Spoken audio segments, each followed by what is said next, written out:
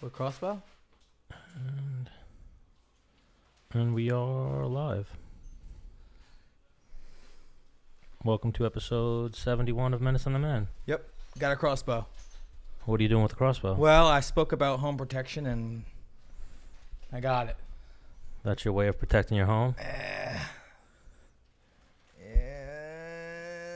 I mean, if I had this thing loaded, boom. I was going to say, is it loaded? Shoot the camera. I would shoot that thing right in the center. Not a problem.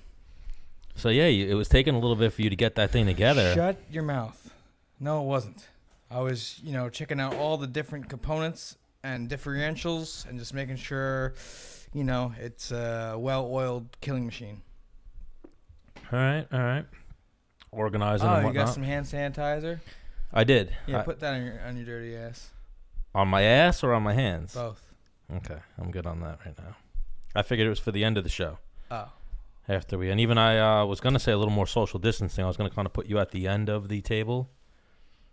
No? See how I'm at the end of the table? You're kind of in a little bit? It's my table.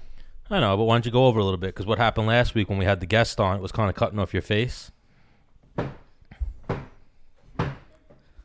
Boom. So one funny thing, like I mentioned yesterday, what did Chael hit you up and said, Chael hit you up and said, post this? Yeah, me and Chael are buds, dude. Of course. Chael's the man. But then when you did post it, it was like... Well, I'm not going to sit here and lie to you. I was laying on the couch and I was watching Love is Blind all day. Chael acknowledged 3 people that I was like, oh, shit. And you were one of them. The other 2 was Daniel Cormier and George St. Pierre. Yeah, I'm in that boat. You're in that boat. Bro, you're in that boat, for real. You wound up in that boat. He was like, DC's hitting me. He was like, Chael. He was talking. He did like Submission Underground, the commentary from another room. He's talking. Then he's like, GSP just hit me up and is asking me about the Tiger documentary. And then he's like, what are you doing, GSP? And he's like, GSP, you prick. Go put on fucking, whatchamacallit? Go put on Submission Underground. Then DC hit him up and was talking about someone that competed and was like, yo, this guy's a badass. Then he was like, Dennis Bermudez just texted me. I'm going to reshare Submission Underground right now. And he's like, you're a little late, buddy. Well, yeah, like I said, it was... Love is Blind. What is that? It's an awful series on Netflix that actually will get you. Get you? Yeah, so it's people, a bunch of people get together, guys and girls. They don't get together. They're in 2 different rooms, whatever, and they meet in these cubicles and they can't see each other. And they pretty much speed date and talk to people like, oh, you know what? I want to keep talking to you. I want to talk to you tomorrow. And they then, like, for, after 3 days, people are like, they're crying like, I love you. I'm like, what? You haven't seen this person? Okay. And you're dropping L-bombs after 3 days? That's insane to me. So it was like, a car wreck. I'm like, I got to watch more of these psychopaths confessing their love after 3 days and not even seeing them. And then they get engaged. What'd you just have on? That was like a car wreck as well. 90 Day Fiancé? Oh, 90 Day Fiancé. That's another one. That's some car wreck. Where I was into it. You know what it is? I think it's like just people just are just having trouble with the relationships. They're like, fuck it. Let me just close my eyes and, throw a dart and hopefully I hit a bullseye, which never... Throw shit at the wall. Yeah, which never happens. And it's never a good idea. Yeah. Well, even like you said, the way you were like, that people were crying and whatnot after 3 days, it's never a good idea to rush love or rush a relationship or anything like that. It's funny, though, because you could tell, like, what people are, like, on their wasted. Like, drunk? Yeah. Like, I mean, it makes for good entertainment. You give people free booze and shit like that, And then they get engaged they propose to each other without seeing each other. Really? Yes! Stan, this is insane to me. Like, within a 10-day period. Then they get to see each other for the first time, and, like, you have to give them the ring, and they're like, oh, my God. But, like, when you're looking at, like, national TV, you're of the person being good-looking on the other side is, like, a really good chance, because TV doesn't want ugly people. No. So, hang on. I didn't see one person on the show that was overweight. So everyone was attractive. Yeah, fairly, Mm-hmm. So yeah, they speed date by having conversations, and they can narrow it down. Hey, I'll meet you tomorrow. Then they propose to each other after so much time. They meet, and then the show sends them on like a honeymoon. You know, they go to Vegas, they go to Cancun, Mexico. And then it's kind of funny because all these people have been talking to each other, and maybe some romantic stuff was said between, but they're not with each other anymore. So, it's a train wreck. All the people on there are psychopaths. It's insane. I mean, most people are psychopaths, no? What is sanity? What's a sane person? Yeah, I guess for me, the sanity is the norm, I guess, doing normal stuff, which is, maybe that's insane. Yeah, what do you deem normal stuff? You know what? Not normal. Their percentages of it working out are not real. If you've never met somebody, you're going to get engaged before you've even seen them. What percentages? Let alone relationship percentages, even if you know someone for years, are not in your favor. Yes. Yeah. All right, so we'll jump right into Alex Volkanovski, and we'll talk to him about some of the current events. You can show him your crossbow. Yeah, I'm gonna. That works. Are you a fan of Alex Volkanovski? Yep.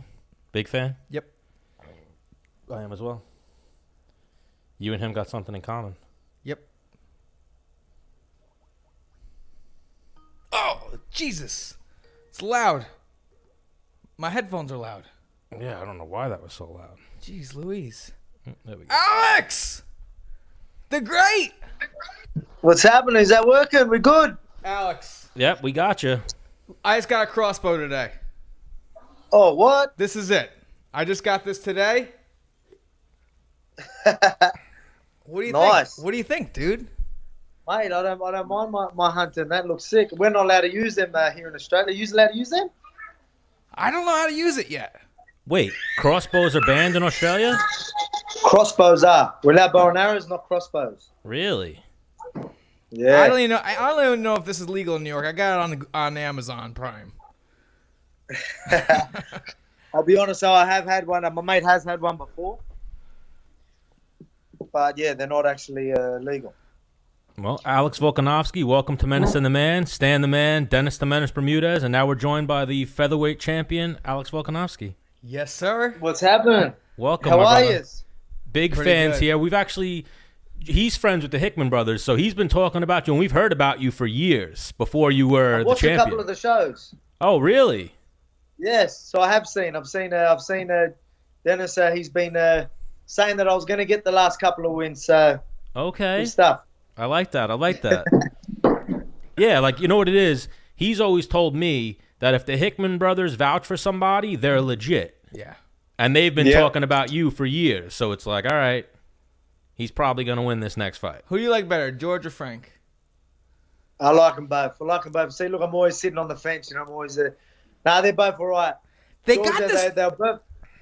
It's funny because when I first met both of them, they're like, well, it's hard to explain. So they've got a sense of humor that's sometimes very hard to take. So at the start, I thought they didn't like me, but that's just how they are. But now I'm used to their sense of humor, so I get along with them both really well. Yeah, they're pretty mean, and they Yes. it's almost like they look down on you, and you're like, wait, what the fuck? But they're very easy to like. I don't know. There's something about you want to be on their team, right, Frank, right, George. But in your head, I'll smash them both. Why do I need their? Well, now what's your thing with them? You went to college. I wrestled with George at Bloomsburg University, and Frank was always coming around. But man, they're the same kind of guys. You know what I mean? They're fucking scrappers. Go, go, go, go. You know. So me and George would fucking butt heads because it's I'm not gonna quit. So it'd be back and forth. Fucking. You know, some days I'd have a good day. Some days he'd have a good day, and it got. Yeah, man. Got a little wild. He still gets into it, actually. George is sort of just with the coaching route now. But every now and then he'll chuck the wrestling boots on and get stuck into it with some of the guys that are still, UFC fighters and whatnot. And he still goes all right. He's still got holds his own. Someone who just sits on the couch drinking beer all the time. And now, how often are you in Thailand? Because you're from Australia. Australia. So I'm from Australia, but yeah, I've been doing Tiger Muay Thai since 2014. So I was there for the Tiger Muay Thai tryout. So I was actually in the 2014 Tiger Muay Thai tryouts, and I got one of the scholarships. So I've been back and forth there ever since. Yeah, so something we've talked about here on the show before. What's your nationality? Like, your not nationality is obviously Australian. What's your makeup? Are you Russian? My dad's Macedonian. That's where the Volkanovski is, and my mum's Greek. Okay. Oh wow. Yeah. Oh, we Yeah, thought you so, were, we were like, we didn't even know if you spoke English, and then we realized you were from Australia. You got like one of those names. Yeah, well, that's a lot of people think I'm Russian. Actually, I think I just shared something on my Instagram. I had Russian writing, but I mean, it was a cool video, so I shared it. But I think supposedly someone goes, "Oh, they think you're Russian." So someone told me that must speak Russian, being like, telling me, "Oh, they think you're Russian." That's what I read. I just shared it because it was a good video. But supposedly they think I'm Russian. So a lot of people think I'm Russian. You probably have a huge Russian fan base of people that are just That's thinking, good. yeah, 100%. I'll run with that. So let it be. Alex, how old are you again? I'm 31. Right. Because I was already having a pretty good run. Because Stan asked if I knew who you were. I'm like, of course I know who he is, you know. But me and you were on maybe a same card, or we were obviously at the same fight. And like, I was walking, I saw you had knocked some people out, and I passed you, and I was like, I don't want to fight that guy. He's like shorter than me. I don't know how to fight people shorter than me. I don't know what would I do. You know, I remember that with wrestling. If someone was shorter than me, I was like, oh, what the fuck? I don't know how to wrestle people shorter than me. This is gonna be. I don't know how to do this. You know. Mate, it's true. Wrestling people shorter, or even war work. They got such a good center of gravity. It makes things hard sometimes. I'm used to taller guys. That's why a lot of people always tell me, "Oh, what are you going to do the range?" And I'm like, "Mate, I've been fighting people with longer range than me for years. Yeah. That ain't a problem. That's all I'm used to." Yeah, even rugby league, I was always versing the bigger boys. So even Chad Mendes, when I fought Chad Mendes, obviously him being, we were about the same height, I think. But you know, it was good because for some of my height, my reach is actually pretty good. So I don't mind it. I don't mind the smaller guys when it comes to MMA. Wrestling, I rather wrestle taller guys. Yeah, Menace is about to challenge Chad Mendes to a crossbow off. Well, no, I need to get a hold. Yeah. I need to get a hold of that fucker. Just because one, we want to get him on the show, and then two, I want to fucking. Hey man, I just got this fucking bow and arrow gun. How do I fucking kill things with it? How do I even work this thing? Yeah. Stan's high up there on my radar. Me? Yeah. To what? Shoot me? Yeah. Well, no, we'll put an apple on your head. No chance. Come on, man. No chance. No chance. Stan, you don't trust You're me? bugging. You're bugging. You don't trust me, dude? Not that well. Dude. Until I see you hit like 10 bullseyes in a row, then maybe. Wow. But even then. I just got to give you like 9 Great South Bay Brewery beers. Oh, I don't know about that. 19. No chance. Would you ever do that, Alex? Let someone shoot an apple off your head with a crossbow? Not a chance. Yeah. So what if he was a pro? Maybe when I was younger. I was pretty wild. I'd done whatever. But now that I'm a daddy, and now that with the whole fighting thing, now I'm too scared of getting injured. I don't do nothing. Yeah. I'm a little pussy now. Yeah. So you're a father. How many kids you got? I've got 2 girls. Okay. So I'm a house full of girls. So. What about your dog? Is your dog a boy? Hey. Is your dog a boy? Yes, he is. Boston. He's a little French bulldog. Yeah, I saw that little sucker. He's a little boss. Yeah, I've seen the post. I've seen that you had a few girls. I wasn't sure exactly how many, but yeah. No kids for me. Menace got 2 little boys, so it's part of life, I guess, for some people, not me. All right, yeah. Well, so what I noticed, Stan says sorry? No, Stan says he doesn't want kids. He just can't find anyone to mate with. No, come on now. I've almost been trapped a time or 2. Oh, wow. Yeah. All right, I love it. What were you saying, big dog? I was just saying I noticed the setup's a bit different. Is that because of what's happening? You're setting up at home, or? We've always been a traveling show a little bit, but then right now we're usually at G Fuel headquarters. They were going through some renovations. They are basically blowing up, so they had to take over our studio space, turn it into offices. All right. So now we're like waiting to hear back from them when we could possibly go back, or maybe we'll build our own studio somewhere else. We're in the Okay, yeah. And then this thing happened, so now we're Yeah. I know we should be 6 crazy. feet away, but you know how it is. That's all right. Yeah. Well, we got different rules. I know one of our rules over here is supposedly if you work with people, you got your bubble of a couple of people you work with. I think it's only one person, but if there's someone you work with, you're all right to do everything. Or like obviously your family, that's your bubble, you're allowed. That's our rules right now, but I think every day something's changing. Yeah. Every day. I'm doing all my workouts here at home and just doing what we can in these crazy situations. Yeah. How is the hand injury? I know you had the broken hand after the Max fight. Yeah, it's good now. It's crazy. So, again, this is just a tricky situation for me because, there's still a chance that maybe that perf card happens. When's that? June 7th here in Australia. But then you've got to look at it right now. I'm in lockdown. I'm coming off a broken hand, so I haven't wrestled, grappled for like however long it was, a few months. And then I maybe done 2 or 3 sessions of wrestling or grappling, and then these rules come in, so now I still can't. And then for me to jump into a camp 6 weeks with no wrestling, grappling, and even if I get 6 weeks, just to rush in to defend the title, I know it's just crazy, man. Just this time we're in right now, it's just hard to really make a decision. Obviously, we want the money. We need the money as well. If we're going to be locked down for, I've hearing people say things like 6 months here in Australia. But I just don't know. We don't know. No one knows what's happening. So it's a tricky situation for everyone in the world right now. But what do we do? Yeah, crazy times. What do we do, Stan? I think that what's going to happen as far as professional fighters, because they're not like NFL players or basketball players or baseball players. You saw yesterday with the Submission Underground, how Chael put on Submission Underground. Portland gave him like a mandate. They were like, we only want X amount of people in the room at one time. He was like, all right, bet. I'll fucking announce from down the block. I'll have my producer in a truck outside. I'll have one referee, 2 fighters and whatnot. I feel like that's what, if MMA wants to put on fights right now, that's what it's going to be for the time being.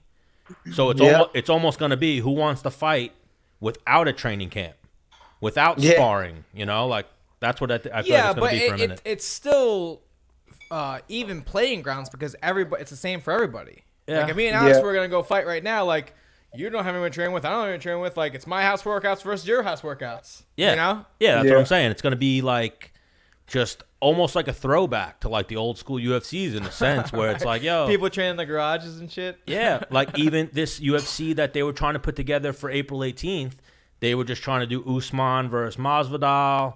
They're trying to now talks of bringing Justin Gaethje in to fight Tony Ferguson if Khabib can't make it. That's what it's gonna be for the time being. If people want to fight, or if fans want fights, or if Dana wants to put on fights, that's what it's gonna be. It's not gonna be, I had a great camp. I had an 8, 10 week, 12 week camp. It's gonna be, I didn't spar. I'm just gonna make weight and fight this dude. Yeah, but what if? Because you know how they have fight week and shit like that. Like, what if everyone like stayed in the arena? There's enough rooms in the arena and shit like that, and everyone got tested before they entered the arena. Then you're good, right? Yeah, I mean, that's a little extreme, but I don't know. I think that's what we're gonna get into in the next. Obviously, they're saying 6 months in Australia. Here, they've given us the social distancing and shelter in place type of thing till April 30th. They expanded it to. Oh, April 30th. April 30th. Okay. So. Yeah, well, we don't have exact dates or anything, but I'm just hearing like schools are going to be shut down for, maybe 6 months and things like that, and there may be gyms. We just don't know. Again, that could change tomorrow, but it's just no one really knows. And I know what you mean. Like with obviously a lot of people won't have camps, but then you're going to have people that probably will feel the need to sort of break rules to make sure they get the training, and they put pressure on themselves. Next minute they are training in a gym because they don't want to fight without a proper camp. And I don't know. I just don't want to put myself in that sort of situation. But in the same time, if this is going to stick around for a long time, then I guess we're going to have to fight eventually. So we just have to wait and see. Yeah, and that's the thing too. I know some stupid people or smart people, whatever you want to call them, that are leaving the shutters down and leaving the front like it's closed, and they have the back door open. Yeah. And they have full workouts. The whole gym's in there. Yeah. And basically the head coach, I'm not going to name his name. He's actually a world-class boxing coach. He was like, yo, we'll fuck up the coronavirus the same way we fuck up everybody else. And he said, Yeah, but he's I mean, and I he's don't know. doing like temperature tests and whatnot. If you're sick, stay home. You know, but he's an out there personality. But he's got people training right now, as if they're adjusting a little bit for this whole thing. But I get it. Who? I don't want to name his name. Yeah, I'm not gonna throw him on the bus like that. And he's not the only one. I'm sure there's definitely other people that are still training. Here on Long Island, you're talking about? No, different state. So wherever you found the information, it's. I got it from a direct source. Yeah, I'm not gonna name. Yeah, I'm not gonna name names. But I'm saying. Well, that's what I'm. Yeah, people are still training. I reckon you're right. I reckon there'll be more people than you think doing things like that. And not only are they obviously, if everyone does their part for this thing, we could probably smash this coronavirus. But it's going to be hard to get everyone to do their part. And then you've got things like that. So instead of arguing like he's on PEDs, like yo, he was training. He was in his gym training. This guy's cheating. Yeah, he was actually training. Oh, that's the world we're living in right now. Jesus. Mate, crazy times, man. Crazy times. But at the end of the day, I always say we just need to adapt. Need to adapt to whatever's in front of us. And right now, this is what's in front of us. I'm still training. I'm actually doing some workouts with the wife every morning, and then I'm doing my strength and conditioning. So I'm still getting workouts, but obviously not the wrestling and grappling. But I know I can get fit. I know I'll get myself fit. It's not hard to motivate myself for a fight. I will get fit enough. But at the same time, yeah, it's just tricky. I don't know. I guess I've got to talk to my team and see what they reckon as well. But just right now, everyone's just waiting things out. I've heard people say it. UFC. I've heard you say it. I've heard Ryan the Flair say it. Like, you know how to fight. Yeah. Like, do you need sparring? Yeah. Absolutely. But the main thing is coming in shape. So if you that's true. Yeah, that's true. If you have that camp where you didn't spar too much, but you show up in insane shape. As long as your mental's ready to rock and roll. Yeah. So that. I love to pride myself on being sort of let's say, like a calculated fighter, even when I'm in the octagon and preparing for a fight and whatnot. So, and to me, if I was to be like, stuff it, I'll fight, and then they drop a ban a month later, or you know what I mean, or you get what I mean. So I don't get a camp, but if I fought a month later, I would have had a proper camp. I'd rather wait that extra month or two where I know I can get a proper camp, if you get what I mean. So it's just tricky. Right now, we just got no idea. The UFC haven't even come to me with this. Again, Perth was looking very likely. We haven't even had that proper conversation because of what's happening right now. Yeah. So that just shows you that no one really knows what's happening, especially each country is different. They've got all different rules. The UFC are trying to do what they can in America, finding a spot, trying to, just doing what they can. And it's just a shitty situation that the world's in at the moment. But, again, we just need to adapt.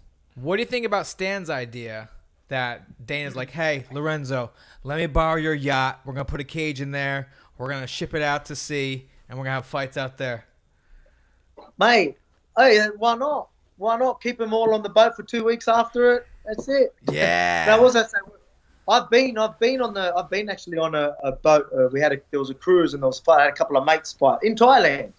So who was it that they used to Full Metal Dojo? Do you remember Full Metal Dojo, Dennis? Negative. Oh, John. Yeah, John Nutt had a show over there, and it was on a boat, so on a cruise ship. So they went there and they went out and fought on the boat, and it was actually pretty cool. Like it was, I don't know whether they were doing it so they could have. Yeah. Hey? And then a little vacay after? It was on a cruise ship? Well, I don't know. To be honest, I think the boat was still just docked in the harbour when they done it. Yeah. But, I mean, I don't know whether they done it so they could, I don't know, whether it was for the rules or the commissions, or I don't know. I don't even know why they done it. Or maybe just thought it was a cool idea. They had some rich guy that had a cruise ship and they thought they'll put an event there. It was pretty cool, though. It was all right. Yeah, that's what UFC can do it. The way that, there have definitely been fights on boats before. I know they've had, boxing matches and stuff on, the USS Intrepid and whatnot. The same way they used to do the fights you fought on one, the fight for the troops. Yeah. It's a different type of card. And then look at what Chael did yesterday with Submission Underground. Same type of thing. If fighters want to fight. If you don't have the coronavirus, you do want to practice safe hygiene and whatnot and not get sick, but you want to fight. That's how you guys make money. So I think 100%. Something's going to happen with this. The UFC was going to do, from what I read today, they were going to take Tony and Khabib to Abu Dhabi. But then the travel started getting banned. And that's why Khabib is in Russia, because he tried to go to Abu Dhabi, and then they canceled the travel into Abu Dhabi. So that's why he just went home to Russia. and then the UFC was trying to figure out something, and then when they realized they weren't going to get Khabib back to the States, they were like, all right, maybe we'll do Justin Gaethje versus Tony, or figure out something else. So this is failed fight number... This is the 5th time. Jesus. And so, yeah, the fight's cursed. The fight's cursed. I think coronavirus comes, so that fight didn't happen. That's what it seems. That's how bad this curse is, man. Like, Yeah.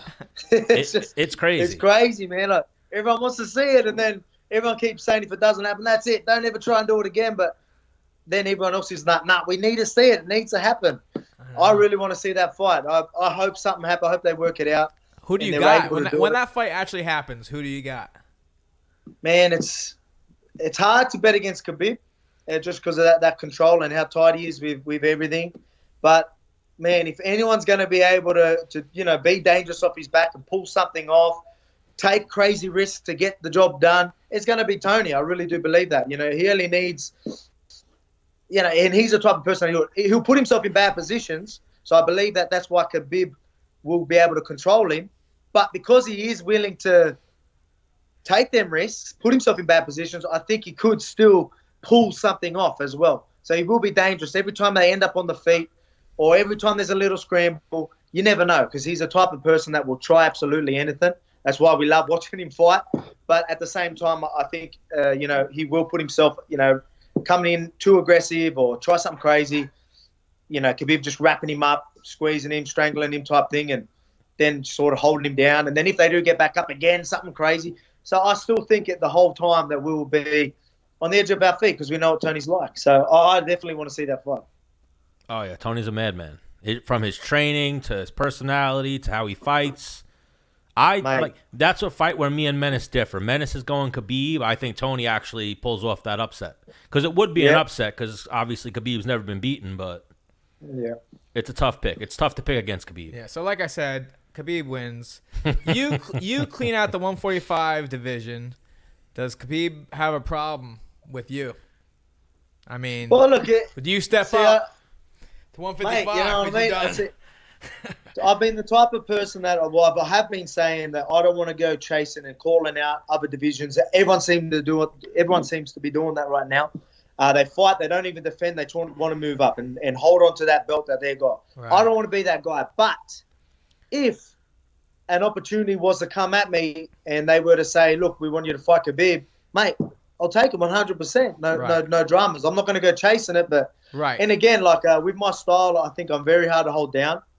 I've got these little midget legs that are very hard to hold me down. It's very easy for me to get up, and I believe I do have tools to give Khabib real big problems. So, people can be offended by that, whatever. But I honestly believe that I could give him some big problems, and hopefully that eventually happens. I'll defend the belt if that opportunity comes. Obviously, it's a big payday, and I'll be honoured to be in the octagon on such a big fight like that with him anyway. So. I'll be all for it. I'll say bring it on if it comes forward. You know what it was? BJ Penn tried it. Remember, he was the 55-pound champion. He went up to 70, fought GSP, and he got his ass kicked. And then it was kind of squashed for a few years. Then they almost did Aldo versus Anthony Pettis. But then the fight I forget who got hurt. I think Pettis got hurt or Aldo got hurt. One of them got hurt. So then that fight fell out. Then they stumbled onto Conor McGregor. And McGregor went up from 40, didn't even defend the title, went up from 45 to 55, knocked out Aldo, then knocked out Alvarez, two of the best of all time. And then that started this whole, I want to be the champ, yeah. I want $20 million, $30 million payday to be the champ. Yeah. Look, I get it. I understand it. And obviously, if there's a big payday, we'll all be keen for it. But I just don't want to be the type dodging the number one contenders, and trying to fight other guys. See, I was in a position where I put myself a number one contender. So, and Max, even though he did move up, he still went back to his division, defended. He fought regularly. He was still staying competitive all through the year, and you know what I mean. So he still defended, and while I was number one contender, he took me on. Quick turnaround at fight, and I respect that. And that's the type of champion I want to be too. I'll defend a few times if I can. Obviously, with this, it's slowing us down, but I want to fight regularly. And if a lightweight fight does come in the future, I'll take that, and I'll fight 145 straight after. A funny Max story. somebody pulled out against Max, and my manager was like, Dennis, text Dana this. Text him who was the last person to beat Max. So I was like, oh, and I'm all hyped up. I'm like, yeah, all right, yeah. Hey, Dana, who's the last person to beat Max? He's like, Connor. And I was like, fuck. I texted my manager. I'm like, Connor was the last person to beat. He's like, oh, shit. Yeah, I was just about to say, Connor. He goes, oh, shit, yeah, that's right. And I was like, God damn it. You fucked me, Doc. He's like, nah, it's part of your personality. It's funny. Dana won't think it's funny. So I was like, I mean, who was the second person to beat? Well, that was even something. Alex, you're in an exclusive club. Obviously, Max is one of the best featherweights of all time. It's a very exclusive club with some VIPs. Yep. We got Dustin Poirier was the first one, and then Dustin Poirier beat him again. Conor McGregor, Alex Volkanovski, and your boy Dennis Bermudez. Yeah, man. Varsity. See? That's the varsity squad right there. Yeah. And then the thing, too, is like people always will, some people will say, like, oh, no, that fight was close. He won a split decision over Max. But if that was a 5-round fight, Max was done after that third round. Oh, yeah. Like, have you ever watched that fight? I haven't watched that fight. Sorry, I should have just ran with it and be like, yeah, watch it. But I haven't. I knew about it. I knew that Dennis won, but I haven't actually watched it. I've got to go back and watch that. Yeah. I should have. My coaches would have watched that fight, obviously in preps, because I let them do most of the. Yeah. You know, when we're in prep, and I'll let them go and study the opponents and that. So I'm sure they would have watched it, but no, I haven't got a chance to watch it. But I will watch it 100%. Yes, it was the first. Because it might be a rematch. We've got to get as much information as we want. He's pushing for. That's the talks, rematch. Oh, yeah. Well, that's what everyone's saying, and again, for the division right now, I think that's still the biggest fight. So that's how I was looking at it. I was like, for me building my profile, I think it's the biggest fight for the UFC, for the Australian fans. I think it's the biggest fight right now because we've got a lot of contenders that are, I believe, are maybe a fight away from being, number one, but they're all at the same sort of just one fight away, I think. Yeah. So I just like Korean Zombie is like one fight away, right? I would say. Yes. Well, but there's Brian Ortega. But that's what it is. But to get your title shot, you need to beat a former champion or a former title contender. You know what I mean? That's what I feel. Yeah. So if Korean Zombie beats Brian Ortega, he gets a title shot. That fight needs to happen. Who else? I'm trying to think right now. Well, that's probably going to happen from what happened. Obviously, they had the little run-in where was it? That was in Vegas, wasn't it? So they had the run-in there, and Ortega slapped his boy. So that was I was actually there in front of where they were sitting, but I was out backstage with Izzy when Ortega slapped Jay Park. So I don't know. I reckon that fight definitely will happen, though, because there's obviously a bit of hype around that now. We got Max Holloway, probably be next in line. We got Brian Ortega, Zabit, Chan Sung Jong, Yair, Frankie Edgar, but Frankie Edgar's moving down. Frankie Edgar moved. Aldo moved. So we got Jeremy Stevens and Calvin Guitar about to fight, but they're still one or two fights away from that. Shane Burgos is on the come up, and that's the top 10. Like, other than that, Arnold Allen, Yodif Youssef, Ryan Hall. Dan Ige surging right now, so he's on a winning streak, so he might be 2 wins away from title contention, but they got to be big wins. Yeah. In a big way, too. In a big way. So, right now it's Max. Zabit just squeaked out a fight. I believe his last fight was Jeremy Stevens, if I'm not mistaken. No, it was that Qatar dude, wasn't it? Yeah, Calvin Qatar. Oh, Calvin, yeah. I don't know. Yeah, so Cater, sorry, yeah. Cater, what is it? But so that fight, and again with that fight, I just believe they're all one fight. Zabit's on a good streak. He just needs to fight a number one contender, or fight for a number one contender. But the same as Korean Zombie. Then there's still Ortega, who's ranked very high. Who surely he's a fight away as well. Then you got who beat Zombie. It's just there's a few people that are just right there, but. That's what I thought while I was injured. I thought if one of these guys fight, I literally think they jump the queue, and then everyone's talking about them getting that fight. And I started talking about that. I sort of made it public that I think that they're all one fight away. Go fight each other. I'm injured. I can't do nothing right now. When I'm ready to go, I'll see as whoever's number one contender, I'll see as there. But Yeah. that didn't happen. And then obviously Max's name kept getting brung up. And again, right now, I just think that probably is the fight to make. But we just got to wait and see. And justified, though, too. Max had a nice winning streak. And Aldo 100%. Aldo was the champion for so long, and then he beat Aldo, then solidified it. But then Alex Volkanovski came in and was like, nah, hold my beer. I got this. I'm going to fuck Aldo up real quick. And even that. Yeah, well, that's it. That was a big fight. That's why I needed that. That's why I really wanted that fight. So, I always want to put myself in a position where I don't care. You know, a lot of people are going to, try and get all the hype, and then a lot of them get a title fight purely on hype. I put myself in a position where the UFC couldn't say no. I'll go out, take that number one contender in his hometown. Obviously, on a winning streak, he took out 2 top contenders back to back. Aldo was so he was back on the winning column, and then I was just like, this is a fight that needs to happen. And I went over there, fought him over there, and I took him out. And then that again, it gave the UFC had no choice but to give me that title fight. So Yeah. So that's what I mean. That's why I think the guys in the division, the guys that are one fight away, don't hope you're going to get that spot. Go and take it. Yeah. That's what I believe. Yeah. Speaking of holding beers, do you do shoeys? I have done my fair share of shoeys. Oh yeah, Stan, you should definitely do a shoey and hit like. I only got flip-flops on. Dude, what Mate, you should see. fuck? You should see when we go. We used to go festivals, and Are you going to you get go a shoe? there Don't and then go a get a lot- shoe. Yeah, I am. Oh, man. oh, he's getting one. Yeah. Oh, you know what man. you need to do? He's trying to get Go- me a shoe go to right bu- now to do a shoey. What are you looking for? What's a shoe? What, you have a glass shoe? Well, you actually got beers right there. Oh, it's nighttime over there, isn't it? No, it's daytime. We're daytime drinking over Oh, it's here. still daytime. Yeah. Oh, look at this. He's giving me a glass shoe. Oh, look at that. Pussy look, shoey for a That's pussy. not a real shoe. Yeah, I'll do it out of It's a a real dis- shoe for Alex Volkanovski. I can't believe you didn't bring a real Yeah, I shoe. was gonna say I'm pretty disappointed with that. Pretty disappointed with that. But, Yeah, I'm really disappointed too, dude. Menace, You know what? Menace You don't know wanna- what? Hang on. You know what? You owe this man a shoey. We will have a video documentation of this, and we'll tag you in it on the Menace and the Man page.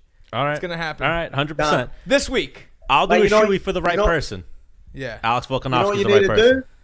This is what we used to do. Like back in the day, like people go to festivals and they'll be at a festival all day in these shoes with no socks, and you could imagine festival dancing, going nuts, and then we'd be doing shoeys like 6 hours deep in a festival while sweaty feet and shoes, and then just. Well, yeah, I So think that's what you got to do. that's Get part of someone it. to do a workout. That's do a part of it, workout in right? your It's shoes. got to be a Okay. dirty shoe. It's got to be So like a I'll shoe run- he's I'll wearing. run him around the block, like a mile 0.6, no socks on, and Yep. then he'll do the shoey. And you don't need to worry. Remember, the alcohol will kill the germs. All good. Yeah, I like that. Yeah, I'm not catching coronavirus from a shoe. At least Well, I I don't think think. that'd make you immune. Yeah, that's how you build up your immune system. Absolutely. Yeah. But even Alex, one of the funniest things I've seen too, or one of my favorite things about you that I've seen, you spar Adesanya, right?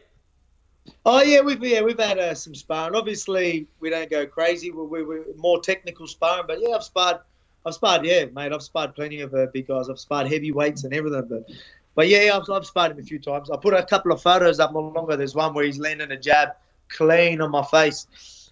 That's I literally that's when you think you're out of range, but then he's got them long arms and just stuck one straight on the nose. But Well, yeah, he's But, I mean, it's funny. he's huge. yeah, man, he is a big boy. So a lot of people think he's like small, and then they meet him like, oh wow, he's a solid, and he's slowly, because now he's doing a lot of strength and conditioning, slowly starting to fill out a little bit as well. So he's actually a decent size middleweight. But it's one thing that a lot of people like. So I've sparred him, and it's funny when we spar afterwards. He's always like, because again, pressuring's one of the things that us shorter guys like to use, as you know. So. And that's what he says. He goes, sometimes I end up getting him on the back foot, and he's like, I'm pressuring him, and I'm controlling where he is. And then he'll be like, wait a second, I'm not letting this little fucking featherweight put me on the fucking back foot. So that's what he'll be saying. And then he'll be like, fuck that. And then he'll try and stand his ground. And then before he knows it, he's on the back foot again. And that's what he was saying. He's like, I don't know how he does it. He's just got a knack for it. He just knows how to put people on the back foot and control, and sort of, just things like that. And he goes, he's never really sparred with someone that's able to do that, especially someone so much smaller than me. Yeah. So that's something that, again, it's a tool that in my last few fights I didn't really have to use. But again, a lot of people, I don't want to talk myself up, but a lot of people are like, oh yeah, you know, You're the this champ. guy's going to You're the change champ. his game. Yeah, exactly right. You know, You're the champ. they're going to say this guy can do this, but mate, I believe I can go deep anyway. I've got a lot of ways that I can take a fight, and I'll be very comfortable no matter where it goes. Oh, for sure. My dude. And you know what I love too about your fighting style? You're into the calf kicks. Oh, they suck. Yeah. Well, it's just Again, I've got short legs, so it's easier to hit the knob. So hitting the calves is pretty easy. But at the same time, I believe you can hit the calves, control them. Obviously, the calves, especially when they want to stay on their toes, it makes it hard. But not just that, it is a closer target, and especially with someone like Max Holloway, he does stand heavy on that front leg because he loves to manipulate that distance with his jab. So that was one reason why we had to do that. Even if it didn't hurt him, it was just going to break his rhythm. So that's we had. Obviously, I can't give away too much, but at the same time, you hear a lot of people like, oh yeah, all he has to do is adjust to them kicks, and then he's going to give Alex big problems. But then they don't realize that the main focus of my leg kicks was to break his rhythm. Yeah, so he's a volume puncher. And if he's going to start worrying about my leg kicks and adapting to that, he's doing my job for him. He's already broken his own rhythm, something that he's been so successful for so many years. And not just that, you know what I mean? His volume's going to be a lot less because he's trying to protect that leg. So you get what I mean? It's a tricky one. A lot of people look at it very shallow-minded. I guess that's the right word. They'd be like, oh, all he needs to do is check the kicks. Check the kicks. I'd love that. Again, that'll break his rhythm. That'll make it work even easier for him. Speaking of kicks, sorry, getting a little bit off rhythm or topic. You threw him off rhythm talking about the low kicks. Yeah. When was the last time Aldo threw one of those fucking Aldo kicks? I haven't seen it in like years. He says, I remember hearing somewhere that he was taking, like, it was too much damage. Even though he was landing these massive kicks, like his legs would be busted up, and like that's why he was saying, he's like, it was doing him just as much harm. Obviously through the fight it would bust a guy's leg, right? But after the fight, I think he would be like weeks and weeks without being able to use the leg. And it's funny because I know I've heard that, and now I believe it, because a lot of my fights I've been doing a lot of kicks, and don't get me wrong, it does build up. But at the end of the day, I've got a job to do. If I'm going to hurt my leg in that octagon, but if that's going to get the job done, I'll keep doing it till my career's over. So I don't care if it hurts afterwards. I'll worry about what's working in the fight. I'll do what needs to be done, and if my leg hurts afterwards, I'll deal with that afterwards. Yeah, for those couple weeks that your shin hurts or your foot hurts, you just go, yeah, I won that fight though. Yeah, deal with it later. Yeah, man. Yeah, I won that shit. Fuck it, oh mate, it hurts too. Like I can't, like the next day, especially jumping on the plane. A lot of times, I know you up all the Dennis, salt. Oh man. Do you hold a lot of water? You would hold a lot of water too, wouldn't you? Heck yeah. Mate, and on airplanes, I don't know if this happens to you, but all that water just ends up going straight to my ankles. Yeah, you can push your foot, and your indentation will stay there for 100%. 45 seconds. It's on crazy. A plane. Yeah, man. A minute. On a plane, you're saying? No, Yeah, man. just even like after when I get swelling. off. Yeah. And there'll be a proper dent, like a nice proper fingerprint that stays in your shin. So I get that as well. And then after my legs being like that, and then all the water going down there and all the bruising and all that goes down, mate, I can't even walk the next day. For like 2 weeks, I won't be able to kick anything. Actually, like a month. Fuck. I remember actually funny talking about the water. I remember because when I fought Aldo, I ended up getting cellulitis on my leg.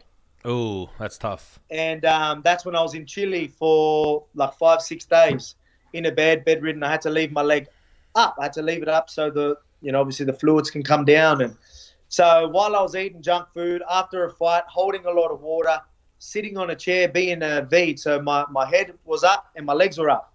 And because the lowest point was my hip area, all the water ended up sitting around my hips. So my legs, my hip flexors, all the water sat there. So you go there and I just look like a pear. I literally look like a pear, mate. It was a pear with legs. It was weird. It was actually These are problems that we get when we I know it. Oh, here we go. You gonna skull the whole thing or what? Yeah, I mean, I owe you at least even a bootleg shoey, so Yeah, I'll hit you with it. Take it down. Take it down. You The gotta hatch. down it. You gotta down it.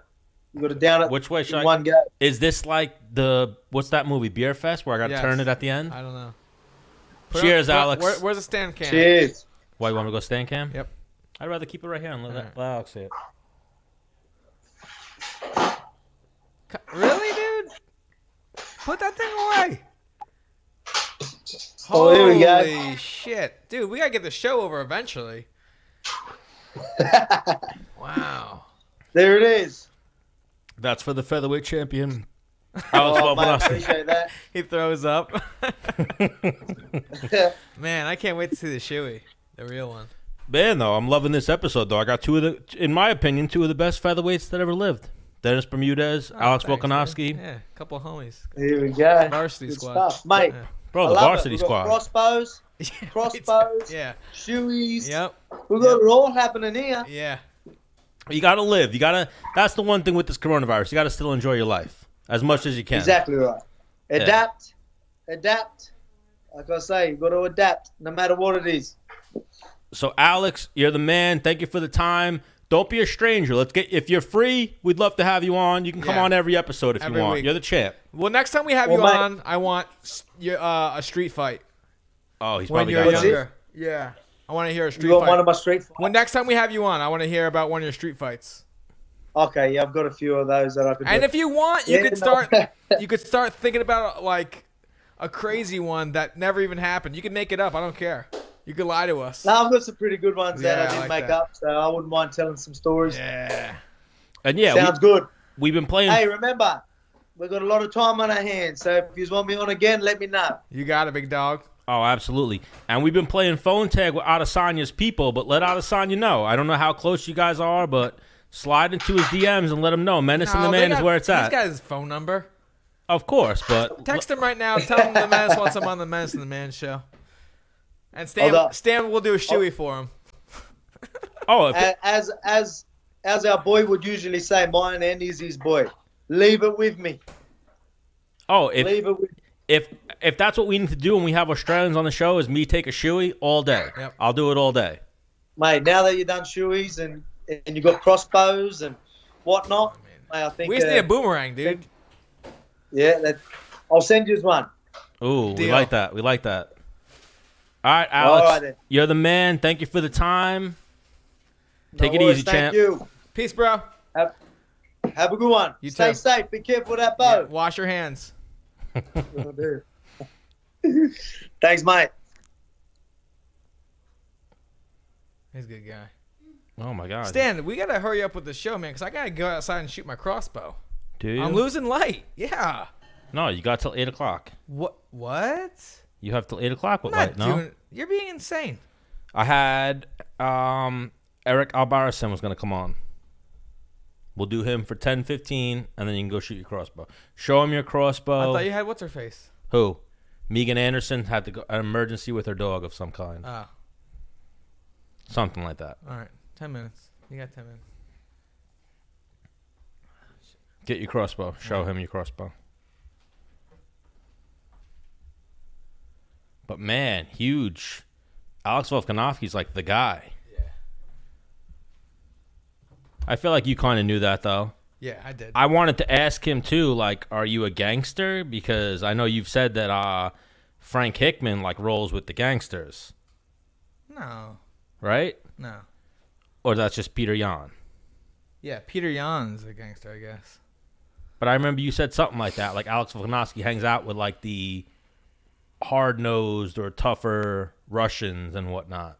I never said that. I'm sorry. 100%. I'll have to find the evidence. All right. What is the upcoming fights, right? No, this was just talking points. Wait, Oh. I got to do one of these. That's why I gave you those papers, even though there's nothing written on them, just for you to do like you're a newscaster. Well, I have a freaking crossbow, dude. But Woodley Covington were talking about shit. They were going to fight. The Olympics got... Let's talk to Eric about the Olympics getting postponed. You can show him your crossbow. He's the one with the the glasses. Yeah, I your know. boy. Yep. The coach of the champions. Yep. He coaches Cejudo, the Pitbull brothers, Yep. all them crackers. Oh wow. We'll get a little update on the ground from the streets of Arizona. Man, you're excited though about that crossbow. You were like deep into it before. I don't even know if this episode was gonna happen if you had gotten it done early enough and gone outside. Yeah, we need to. My computer? Yeah. Russell49, capital W. What? Russell49.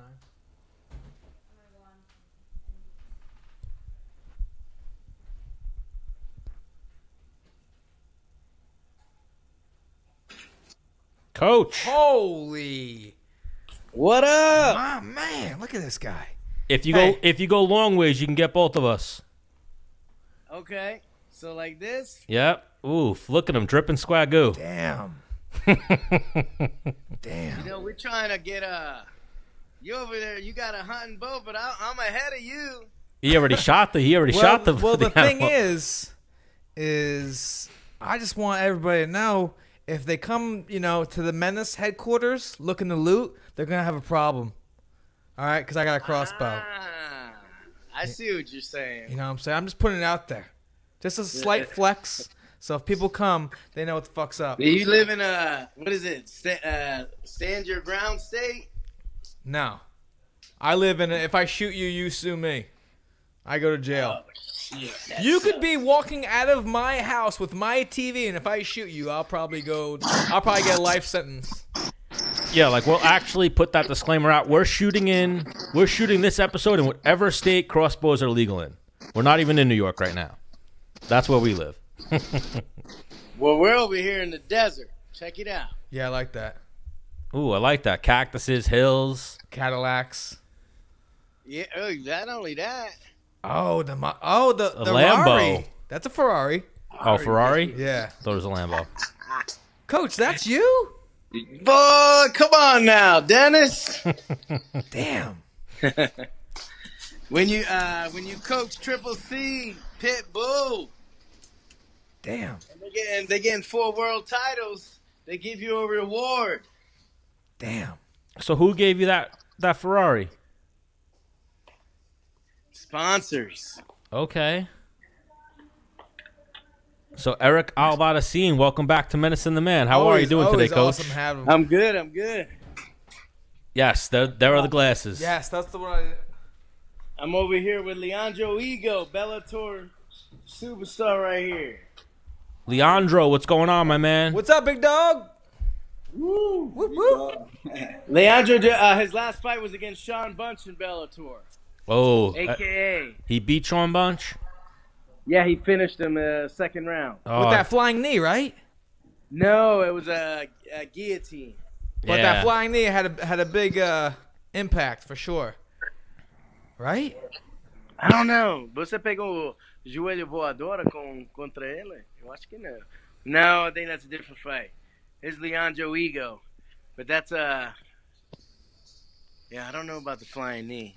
Not that fight. Last time I saw him fight, I think he got flying knee. Oh, Bunch? It Yeah. might have been the fight before that. Oh, okay. But yeah, Oh, right. Yeah. Late Bunch, you're right. His last fight was Sean Bunch. Sean Bunch fought again after that against Kevin Lee's brother. Oh, yeah, right. yeah. Yes. So, And that's a big win. Sean Bunch has been on the show before. Big fan of Sean Bunch. He's a Olymp. You know Sean Bunch from wrestling, I'm sure. oh yeah, Sean Bunch, we're boys. Sean Bunch has actually came down to Natal, Brazil at the Pitbull brothers to help out Right, he said that. Patricky Pitbull versus Michael Chandler. Him and Henry used to be roommates. What's that? Sean Bunch and Henry used to be roommates. Yeah, At the OTC? Yeah. at the OTC, and then I think he went out to Ohio State This Yeah. is your segue. in 2012, and they lived. Aqui, senta aqui porque atrás. So Eric, what do you think about Yo. the Olympics being postponed? How crazy is this shit? I mean, it's crazy because I don't think this is as big as the coronavirus isn't as big as the scare. Yeah, the fear precaution. that they're As big instilling as the in- precaution. They got to take that precaution, I Yeah, guess. it's like, man, shit, it's a weak virus, you know, can't withstand 80 degrees. If you got a good immune system, if you're young, you might have mild symptoms. I mean, I don't feel like they have to shut everything down. I got a couple of friends, their businesses are shutting down already after this month of March. So, what? UFC still training. Oh, well, we're in New They York. got the fight still going on. We're training for Triple C. That's actually where I'm training Triple C for Jose Aldo. That's why Leandro's here. Oh, okay. My man. Oh, so Leandro is acting like Jose Aldo for a few weeks. He's playing that role. He's the better version of Jose Aldo. Okay, He's, okay. Actually, the story is, Leandro was on Looking for a Fight with Dana White Right. a few years ago, like 3-4 years ago. And Dana White watched him fight, and he won the RFA world title. And he came up to me and he said, "Hey, that guy looks just like Jose Aldo. He fights just like him." So as soon as Henry said he wanted to fight Aldo and Dana White gave it the go-ahead, I called up Leandro. And Leandro was supposed to be fighting Connecticut 2 weeks ago. The card they that got canceled canceled, that fight. yeah. And then he stayed in the U.S. and he came over here to prepare for Aldo. So we've been here, even during this quarantine, we've been preparing for Jose Aldo. They paid him, though, right? Bellator paid him for that. Bellator paid Leandro, yep. Shout out to Bellator. And, show and win. Yeah, Oh, I know wow. they took care of the Wow, fighters. they did took the right care thing, of, huh? Yeah, they took care of everybody. Damn. Yeah, that was interesting. So, yeah, we're over here. I don't know. What do you guys think of what's going to happen with the UFC? At least 249. Henry's supposed to be 250, but if 249 doesn't go off, Well, we just had Volkanovski on, who we actually should have went there, how him and Henry have been having a lot of back and forth as well. But we were talking to him. It's going to be, for the time being, fighting like, do you see what Chael did yesterday? on Underground? Submission Underground? Yeah, That's what I it's going to didn't be. see it. It's going to What was be that? what No they, fans. no fans, and only the timekeeper was in a different room. The producer was in a truck outside. Chael, doing the commentary, was in a different room. And they just had the referee, 2 fighters, and like one outside official inside the actual room. Wow, Yeah. that kind of takes the I don't know. It takes a lot out of Henry it. had mentioned it. Henry was like, he likes the crowd. Yeah. And you like to hear the crowd, whether they're booing or, you can use it for motivation. At least from what Henry was telling me, he was like, he likes the crowd. So I don't know. You know the guys that the gym heroes that do better in training than they do in like when the Lights are on. when the lights are on. I think like guys like that will even do better with this whole scenario. You know what I mean? Yeah. 100%. Wow, that you got a Because I remember I fought Jimmy you got a good Rivera point there. in a fucking arena, and nobody was just Dana White, Mayhem Miller, and Michael Bisping, and some cutmen and shit like that, and just all the other people trying out, and it almost felt like training. You know what I mean? Like I think people will fucking even go for more shit because they're not. They don't have the pressure. Yeah, I That think it crazy definitely takes away pressure. some of the pressure. Yeah. Wow.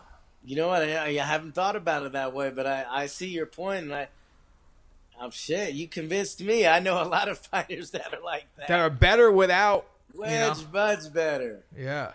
Uh, You can hear your corners like and fucking. then there's guys that are the opposite. Yes. How does it affect them? The guys that get their ass kicked in practice, and then Right. during the show, when the lights come on, they're 180 degrees different. Yeah, like I think it would benefit Tony Ferguson to have a fucking stadium packed out. Yeah. Yeah. Well, which one is Henry Cejudo? Is Henry Cejudo a practice guy or he's a gamer?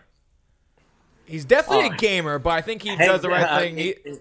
He's definitely a gamer, but He wins in practice he too. likes to entertain. Well, he did it in wrestling. there was never 25,000, Right, 80,000 right. people, millions of people watching when he wrestled. So he's kind of already showed he could do it without a crowd. But he's saying he likes it with the crowd there. Yeah. He likes to get the fans involved.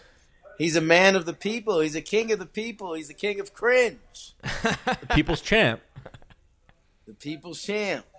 Yes, I'm a big. That's one of those things. Like even when Colby was doing it, I've told Menace I love it.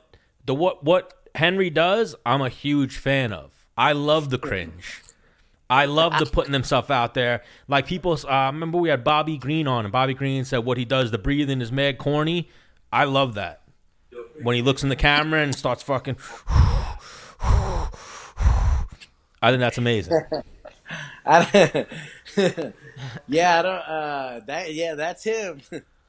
He didn't get that from somebody else. That's his own.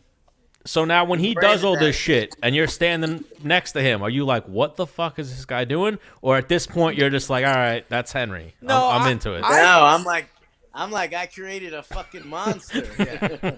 No. I go, it took years. I used to fight with Henry over that. He used to be a little bit like amplify yourself. You got to get out there, show him your true self. Quit holding back. I've told this story before, and Dennis could probably relate. In wrestling, you don't got the shit talking. Yeah. Because it's like you're competing 5 times in one day on a weekend. Right. Like You gotta talk shit to everybody. What are you gonna do? Maybe now you can't get on a tweet, but there was no shit talking back when you're competing in wrestling, and then it's every week. Yeah. There's no time to build it up. Yeah. So it's a real traditional sport where there's really not a lot of shit talking involved. You shake hands before, you shake hands after. The coaches don't let you talk shit to each other. It's kind of like it's just much different. But nowadays, I told him, I was like, you gotta be more entertaining. I go, so what happened was when he was a wrestler, he never got the shit talk because of that reason. But in 2008, he won the Olympics, right? So there's no trolls when you win the Olympics in wrestling. Right. No, you're not gonna have trolls. Hey, you suck. Yeah. You didn't deserve to win. Won the Olympics, Yeah. and he was the only one that won the Olympics. However, as soon as he got into MMA, 4 to 5 years later, automatically 50% hate him. Well, for those first 4 to 5 years before that, he's doing seminars and he's being speaking engagements where he has no trolls. It's 100% fans. You jump into MMA, 50% hate you. So he pulls back on being himself. You know, he's thinking once I become champion, then I can become myself. Well, he loses to Demetrius, and he gets more haters because now he's the Olympic champion that got beat in the first round. So he becomes more recluse, thinking that when I beat Demetrius, then everything's going to be better. I'm not going to have trolls. I can be myself. He goes out there and beats Demetrius. Nothing changes. Probably even more haters saying that it was a fluke. So then it was like, I think it became when he beat, really as he started getting closer to fighting TJ, he's just like, you know what? Fuck it. I beat Demetrius. Still, I got more haters. He's like, anything I do, I can't please everybody like he's wanting to do. So then he just became himself and started thinking, I don't care what people think of me. And that's kind of like how the cringe got so cringy. Oh, 100%. And even something that, so where he is the king of cringe, where Henry Cejudo always holds a place, like in my heart, if you will, was that night when he beat Dillashaw. And you were there. I remember seeing Eric Albarracin. It was actually the first time, like, you were probably a couple drinks in. I was wasted. And first time I met you, and it was his after party. Do you remember this? Where was his after party? At Marquee. Yeah. And you remember, like, everyone crowded around. We talked to Henry about this when we had him on. Everyone crowded around, and he gave a toast, or someone gave a toast to him, and then he started. I got that video. Oh, send me that video, because remember, he started talking, or you might have stopped the video after he started talking about Dennis, but he toasted his career and what he did, and then he was like, yo, but everybody, I want you guys to stop right now and give it up for Dennis Bermudez. And he toasted Dennis at that moment and was like, yo, amazing career. everything Dennis did and blah, blah, blah. Like, he took the spotlight off himself in that moment and passed it to Dennis. And I was like, man. At his own party, I was like, thanks, dude. I'm pretty sure. Hold on. I'm pretty sure I got that video. Yo, I would love to have that video. I have that video. Because then I never stopped it because then I spoke after, but I was like cursing up a storm. I was like, we fucking did it, Anyway. So no, I saw that video recently, within the last couple months. Oh my God, Eric! So I have that video. I'll send me that video. That video is amazing because I remember being like, "Yo, we all were toasting Henry," and then Henry went, "Yo, everybody, just Dennis Bermudez," and I remember being like, "What the fuck? Did Henry just?" No. Yeah, Leandro wasn't there. That was TJ. We were there. We did the one. He was here for Marlon Moraes. But that gave me that thing of like, "Yo, Henry's a real motherfucker. He's a good dude." Oh yeah, yeah, for like sure. Oh, like past the King of Cringe. Yeah, he's the man, Henry Cejudo. I've always been a big Henry Cejudo fan. I know Menace is a big fan of him. We're also big Eric Albarracin fans. So before we let you go, something I saw recently. You know when you get like that random cue of a video you should watch, and it's something I've already seen, but you fucking trained Bautista. Yeah, Dave Bautista. Yeah, like that fight came up in my queue and I watched it and I saw you in his corner. I was like, oh shit, he's got the fucking trainer of trainers in his corner. He only did one fight, right? One fight, yeah. Won. That whole situation was so crazy because he had never really trained before other than being a bodybuilder and WWE, but it's much different. But he was 44. And it was so it was so much harder. We didn't know how do you push a 44-year-old that's never done this before. So it was really tough. We were fighting a guy named Rashid Evans. We fly to Rhode Island. We arrive in Rhode Island where the fight was, and Rashid Evans was arrested. Yeah. So we're like, we don't have a fight. So they get this other guy who has over like 45 fights. Yeah, so that's what I was going to say. 330 pounds. And like our guy was 0-0, Bautista, and he fought a guy that had over 45 fights. Had fought Tim, the Maniac, and he was like 20-20. Experience. He was like 20-22 or something like that. He was game as fuck. Yeah, and Bautista still took that fight. Yes, but then I remember I watched it, and it was a young Eric Albarracin. It was like a little less swag. A little less, probably the same swag. You just didn't show it on video, but true. I saw you in his corner. Then the game up. We're over here on a new level. Oh yeah, I saw you in his corner. Then after the fight, he thanked you, and I was like, oh shit, I didn't realize Bautista trained with Eric Albarracin. Man, you know what was crazy? What I remember now, I didn't know he trained at all. No, he's like a brown. He might be a brown belt. He's legit. The Bautista, he's definitely a purple belt. He might be a brown belt by now. I think, back then he was, he loves jiu-jitsu. He's doing, well, he blew up after that. He really blew up after that because then he went on, he did it in concurrent with the debut of The Man with the Iron Fist. Yeah. And then after that, he got into Spectre with James Bond, and, he's blown up. It's awesome to see. See how well he's done. Yeah, he's going the Rock route. Well, now he's Drax, so he's fucking huge. Yeah. In the event, what are they? Guardians of the Galaxy. Yeah. Yeah. He's a superstar. And then he was with the Avengers, the last one. So what's the deal? Leandro only speaks Portuguese, right? Right, but Leandro's here. He's looking just like Jose Aldo, so we're ready, man. We're over here. It's good that he came because we're still in, Pitbull Brothers versus SBG. We got that rivalry going on. We're going after Conor McGregor's team, and one by one we're taking out their soldiers. So we had Patricio taking out Pedro Carvalho, but that fight got canceled the day of the fight. He's looking to fight James Gallagher over in Ireland. You got something? And and then you got Patricky Pitbull is main eventing against Peter Squealy. Wait, Peter McQueely? What is Peter Queally? I think his name is. Yeah, Peter Queally. Peter Queally, and those guys, them guys were going at it at the press conference for Bellator, but love it. The coronavirus is kind of slowing everything down, but hate it. We'll be able to stop the virus, but they ain't gonna be able to stop the Pitbull brothers. Yeah. We're coming to conquer Ireland's SBG. We're gonna burn the ships and take the castle once we arrive. They're not going to be able to stop the Albarracin trained fighters. Period. No. Period. Captain America's army. I like that. I got the zombie. I got the eraser. I got Leandro Higo. We got Patricky Pitbull. We got Arya Stark. We got Patricia Pitbull. And of course, we got Triple C. So now, how many languages do you speak? How are you communicating with the Korean zombie? In Korean. 안녕하세요. You speak Korean too? I learned a little bit for what we had planned for the fight. Okay. So not fluent, not yet. I'm not fluent. I'm enough to get your phone number and ask you out for a drink.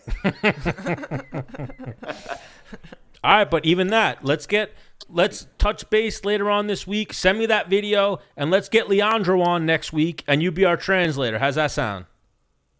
Semana que vem, nós faz podcast. One podcast with me, okay?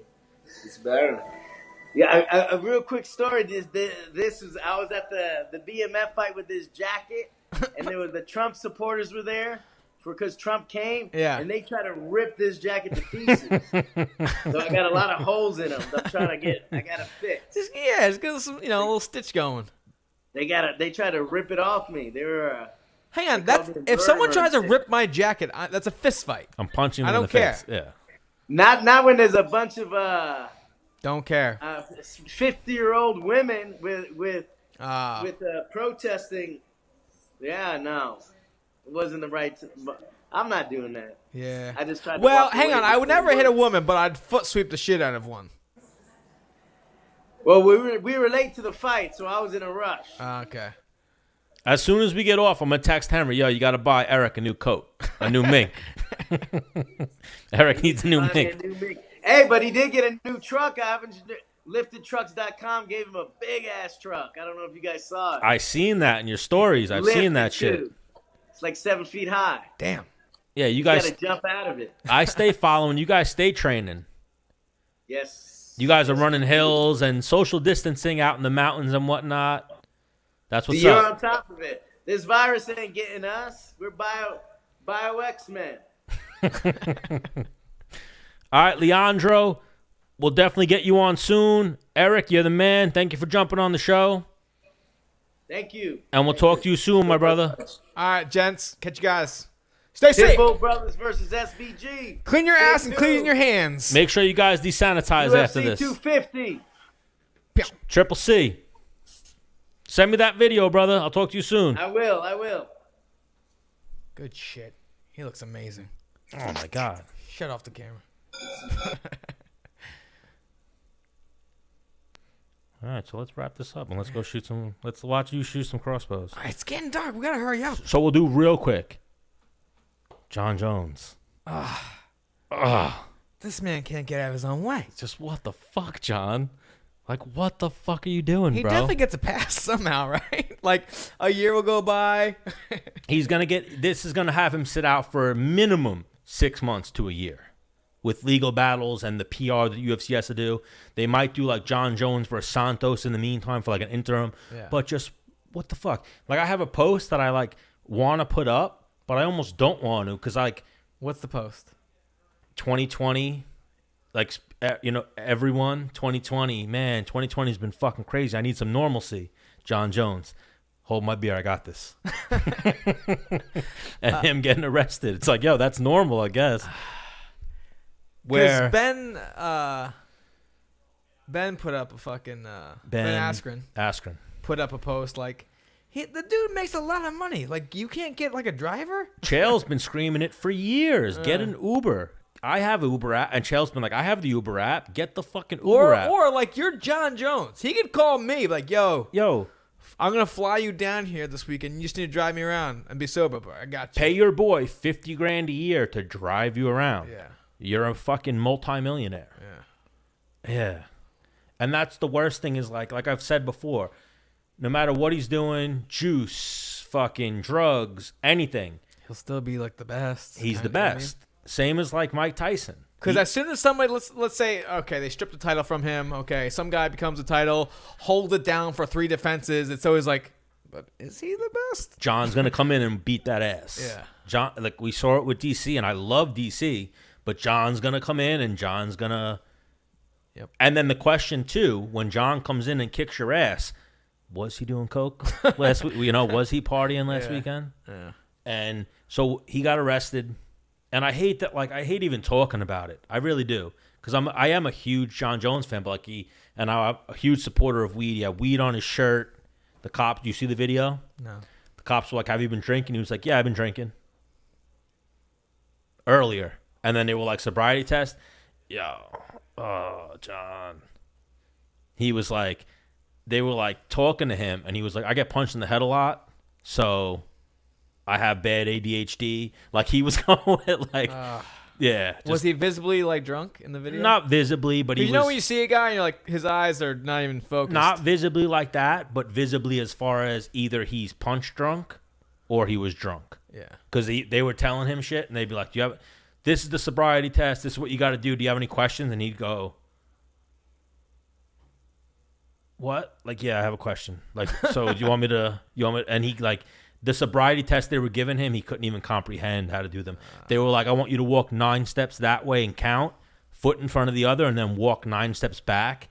And he would walk the 9 steps and then turn around like, "Can I start again? I lost track of count." You're counting to 9. You're counting to 9. Yeah, and then he came back and then did it. And then he started, when he got to 9, he was like faking like he was going to do a 10th step, faking like he was going to turn around, and then he just turned around and walked back normally without counting. So then they were like, "Yo, we're placing you under arrest." Jesus. Yeah, it wasn't good. And I'm like I said, I huge gotta, John I Jones gotta have a gander at it. Put it up on our stories. fan. Oh, it wasn't good. I don't even I'm gonna have to What put. do you mean? I got to put my post up, I guess, but it wasn't good. So real quick, we'll go through our quick little punch list. We got a couple clips with Menace. Usman Masvidal. They were trying to make it for April 18th when Tony versus Khabib fell out. Khabib went to Russia. They were going to do the fight like we were talking with Volkanovski in the Abu Dhabi. Usman was, that's why I told you to hit him up. Usman was all over social media today like, "Yo, Masvidal don't want this smoke." They offered it to him on 2 weeks' notice, and he said no. Or 3 weeks' notice, whatever it would be right now.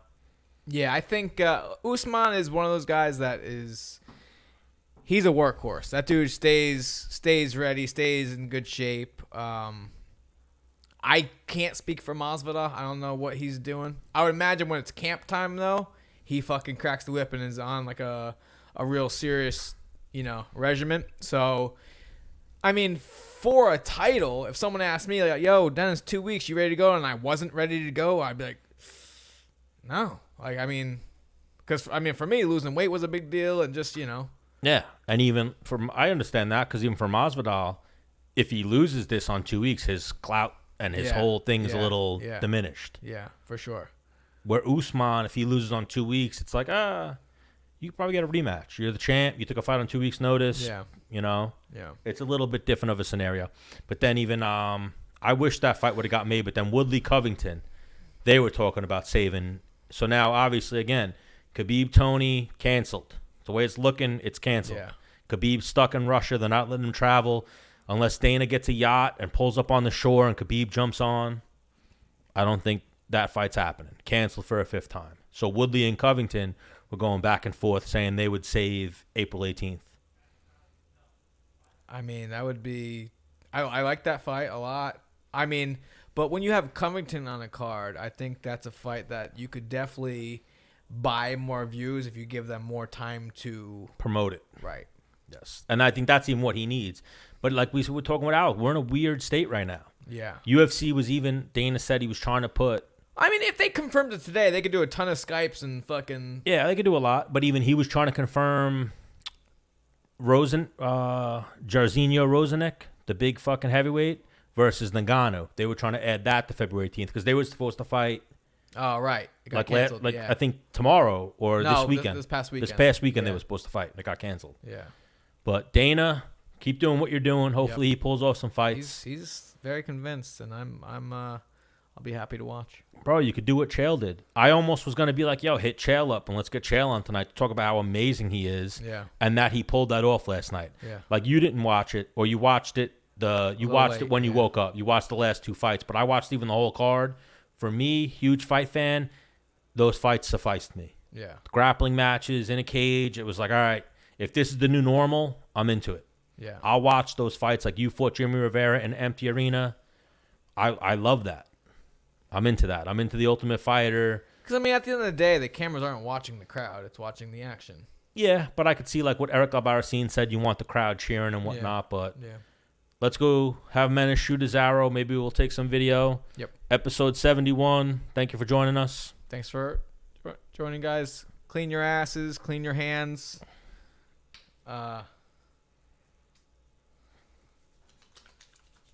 Like we were saying, you don't got to go completely social distance. Just hang out with the same few people. And if one of them spiked that they're sick, then you got a problem. Yeah, But then kill him. yeah. I got a crossbow. That's why I got a crossbow. Just in case Dean gets sick, I'll put him out of his misery. I appreciate that. Yep. I'm into that. Yep. You only live once, and everybody dies someday. So, Yep. I'll kill you. episode 71, Menace and the Man. Well, see you later.